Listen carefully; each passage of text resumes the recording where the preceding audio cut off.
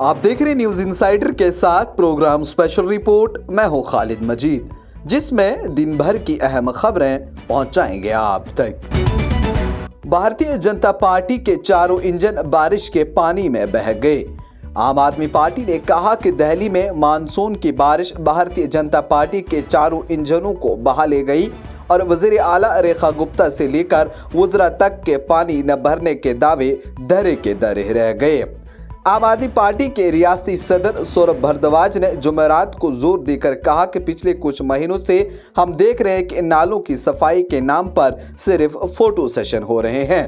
Photo session کرنے کے بعد کہا گیا کہ اب دہلی میں پانی نہیں بھرے گا، لیکن چیزیں اس کے برعکس ہے۔ آج پوری دلی پانی کے اندر ڈوب رہی ہے۔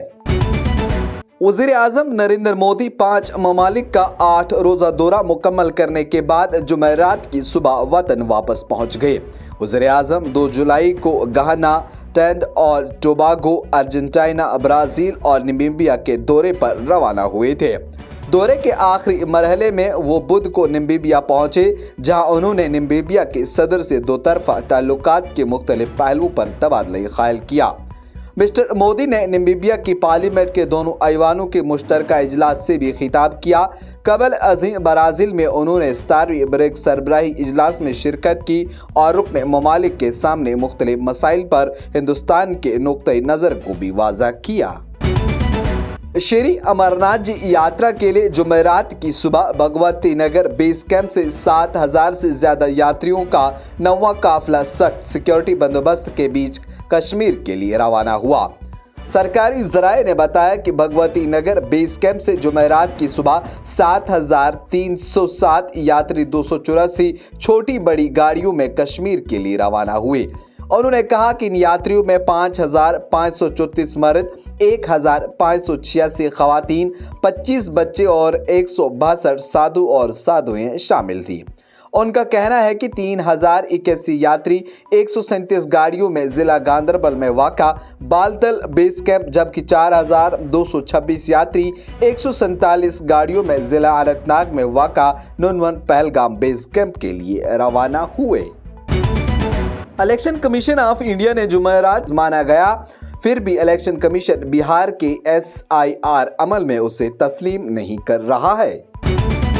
مرکزی دیہی ترقی کی وزارت نے پردھان منتری گرام سڑک یوجنا فیز 4 کے تحت جموں کشمیر کے 19 اضلاع میں 316 سڑکوں کی تعمیر کے لیے 4,224 کروڑ روپے کی منظوری دے دی، جس کی کل پروجیکٹ کی لمبائی 1,781 کلومیٹر ہے۔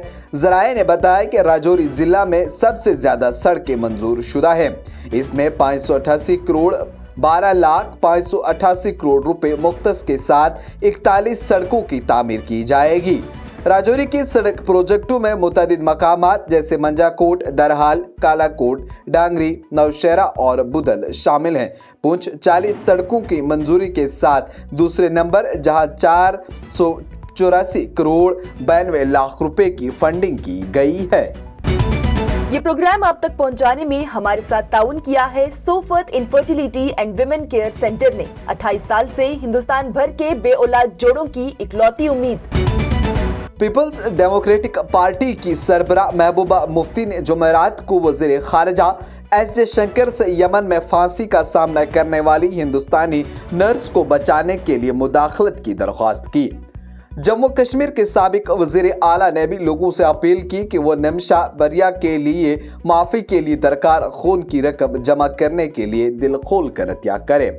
برپا 38 کیرلا کے ضلع پلکاڈ سے تعلق رکھنے والی ایک نرس کو 2017 میں اپنے یمنی کاروباری پارٹنر کے قتل کا مجرم قرار دیا گیا تھا۔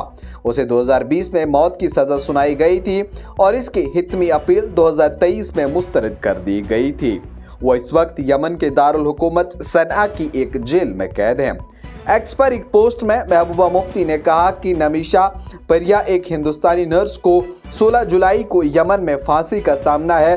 اسے مبینہ طور پر شدید بدسلوکی کا نشانہ بنایا گیا اور اپنے دفاع کی کوشش میں ایک شخص کی موت ہو گئی۔